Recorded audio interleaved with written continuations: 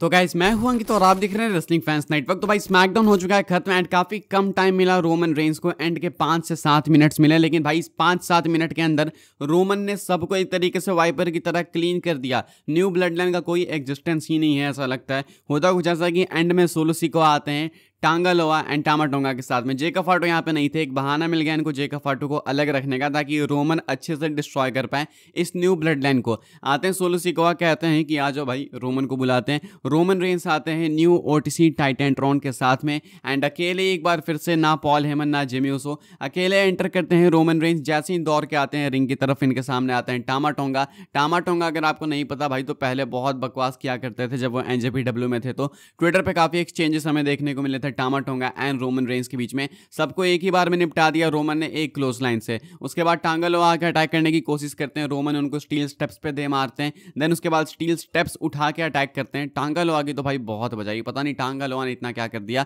Solo मेरे favourite wrestler भाई टांगलो, मुझे बहुत बुरा लगा इस चीज को देख के। उसके बाद रोमन रिंग की तरफ घुसते हैं सोलो सिकोआ की तरफ। सोलो सिकोआ थोड़ी सी फाइट देने की कोशिश करते हैं, लेकिन कोई नहीं टिकने वाला भाई ओटीसी के सामने। रोमन रेंस स्पीयर लगाने की कोशिश करते हैं सोलो को।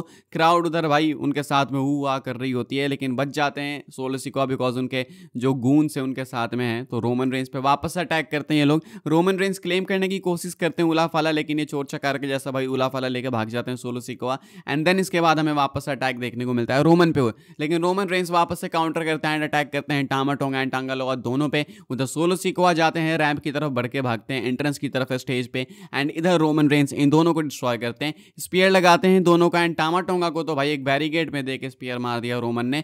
फुल डिस्ट्रॉय कर दिया रोमन रेंस ने भाई। आप कह सकते हो कि ओटीसी इज नाउ अनलीज्ड। उसके बाद फिर से रिंग के अंदर घुसते हैं स्टील चेयर लेके and back to back attacks करते हैं टांगलोआ के ऊपर। उसके बाद देखते हैं सोलो सिकोआ को, सोलो सिकोआ देखते हैं रोमन को, एंड सोलो सिकोआ के पास अभी भी है वो उला फाला। अभी हम तो एक्सपेक्ट कर रहे थे कि एटलीस्ट एक एक्नॉलेजमेंट मिलेगा, लेकिन टाइम काफ़ी कम था।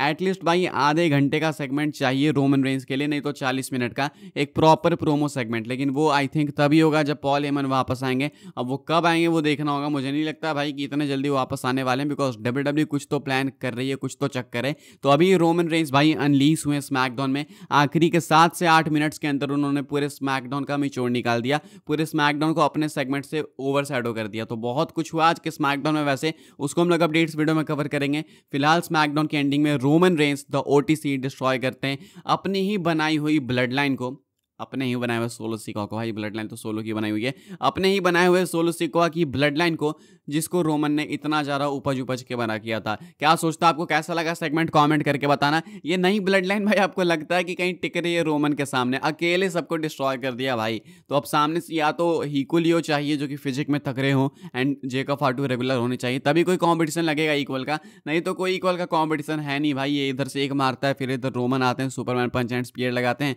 काम खत्म। तो कुछ चाहिए अगर टफ कंपटीशन तो हीको लियो को ज्वाइन करना पड़ेगा, नहीं ब्लड लाइन को, नहीं तो रोमन अकेले निपटा दे रहे हैं भाई सबको। वीडियो को लाइक करना, शेयर करना, सब्सक्राइब करना। कैसा लगा आपको स्मैकडाउन कमेंट करके बताना। मिलूंगा मैं आपसे तुरंत अपडेट वीडियो के साथ में, तब तक के लिए गुड बाय।